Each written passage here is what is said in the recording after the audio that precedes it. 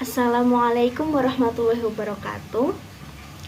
Pada video kali ini, kita akan membahas mengenai macam-macam uji analisis yang ada di dalam statistik. Yang pertama ada estimasi parameter. Estimasi parameter adalah metode statistik untuk memperkirakan nilai parameter populasi dari suatu sampel.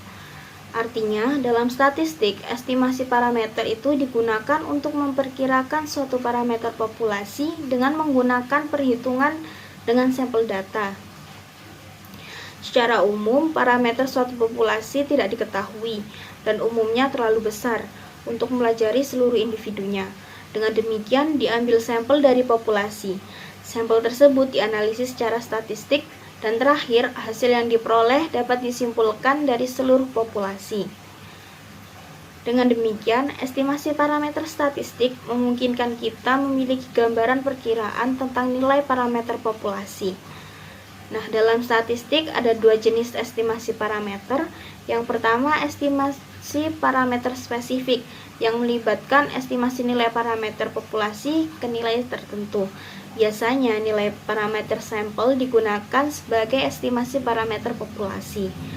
Kemudian yang kedua ada estimasi parameter berdasarkan interval.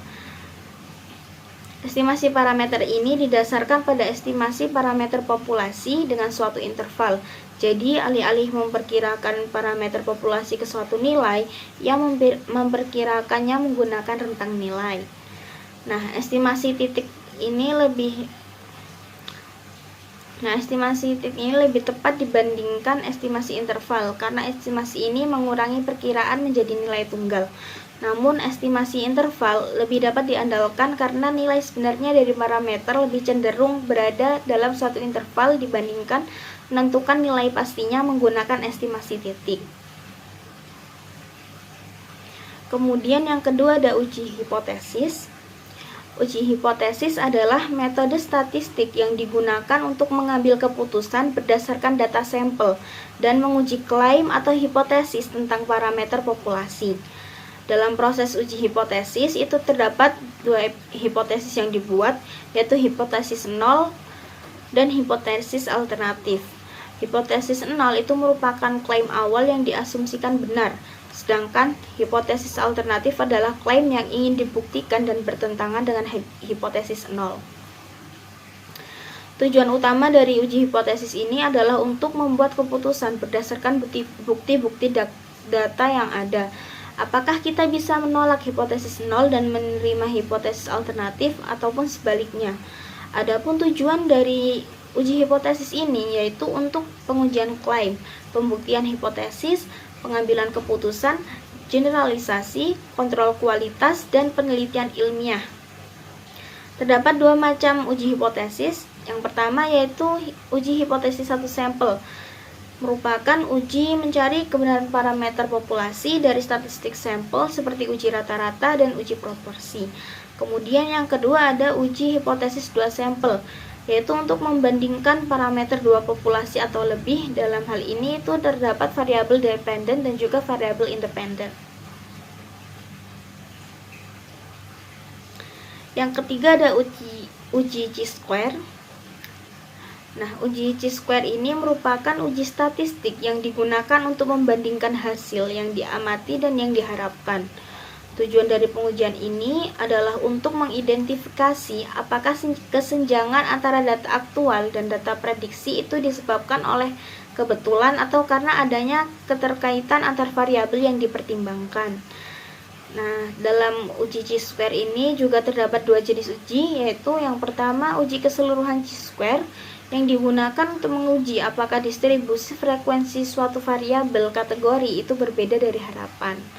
Kemudian yang kedua ada uji independensis chi-square yang digunakan untuk menguji apakah dua variabel kategori itu berhubungan satu sama lain. Nah, beberapa pengujian yang dapat dilakukan dengan menggunakan distribusi chi-square diantaranya yang pertama yaitu uji ketepatan distribusi frekuensi data, yang kedua ada uji bedaka proporsi populasi, dan yang ketiga ada uji hubungan antar dua variabel atau independensi atau tabel kontingensi.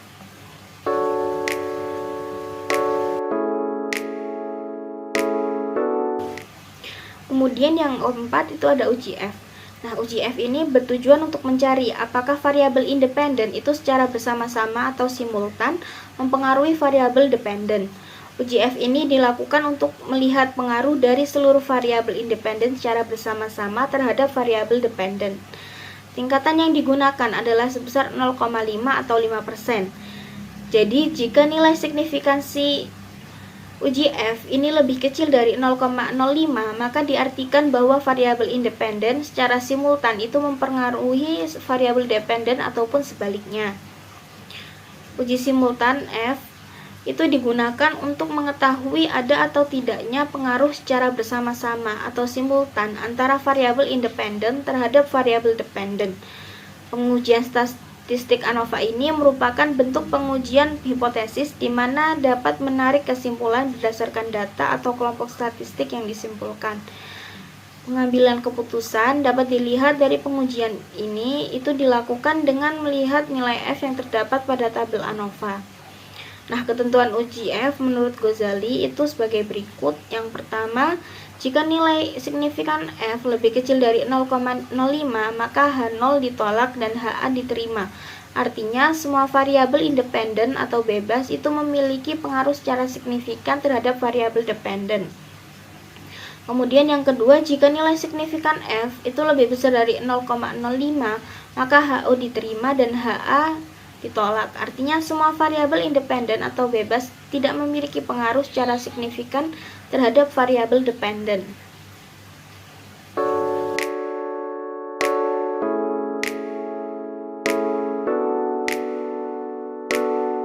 Kemudian yang terakhir, yang kelima itu ada analisis regresi dan korelasi.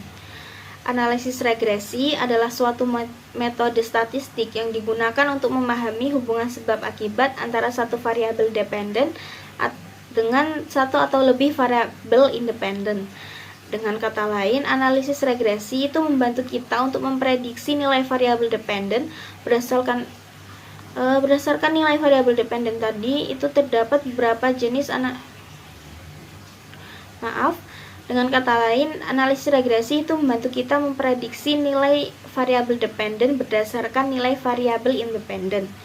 Nah, terdapat beberapa jenis analisis regresi, namun salah satu yang paling umum adalah analisis regresi linear. Analisis regresi nonlinear itu juga sering digunakan ketika hubungan antara variabel tidak dapat dijelaskan dengan baik oleh garis lurus. Sementara itu, korelasi itu mengukur seberapa erat hubungan antar dua variabel tanpa mencoba menjelaskan sebab akibat di antara keduanya. Korelasi dapat bersifat positif, negatif, atau nol tergantung pada arah hubungan antar variabelnya. Ada beberapa jenis korelasi, namun yang paling umum digunakan adalah korelasi Pearson dan korelasi Spearman. Korelasi Pearson ini cocok digunakan untuk data yang berdistribusi normal, sedangkan korelasi Spearman lebih sesuai untuk data yang tidak terdistribusi normal atau berskala ordinal. Nah, perbedaan mendasar antara analisis regresi dan korelasi ini itu terletak pada tujuan analisisnya. Analisis regresi itu berusaha untuk memahami sebab akibat, sementara korelasi hanya mencari beberapa kuat hubungan antara dua variabel tanpa menentukan arah hubungan tersebut. Tadi beberapa penjelasan dari saya mengenai macam-macam uji analisis yang ada dalam statistik. Demikian dari saya. Wassalamualaikum warahmatullahi wabarakatuh.